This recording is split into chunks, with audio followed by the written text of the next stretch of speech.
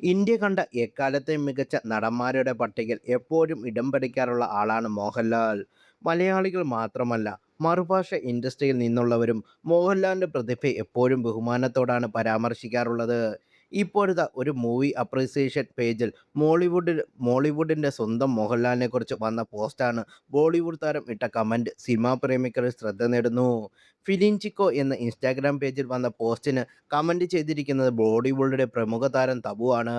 മോഹൻലാലിന് മികച്ച നടനുള്ള ദേശീയ സംസ്കാര ചലച്ചിത്ര പുരസ്കാരങ്ങൾ നേടിക്കൊടുത്ത ചിത്രമായിരുന്നു വാനപ്രസ്ഥം. കുഞ്ഞിക്കുട്ടൻ എന്ന കഥകളി നടനായി മോഹൻലാൽ വേഷമിട്ട ചിത്രം ഷാജിയൻ കരനാണ് സംവിധാനം ചെയ്തത്. ഇൻഡോ ഫ്രഞ്ച് കോ പ്രൊഡക്ഷനായി എത്തിയ ചിത്രത്തിൽ ഛായാഗ്രഹണം സ്വിസ് ക്യാമറമാനായ റിനാറ്റോ ബെത്തയായിരുന്നു.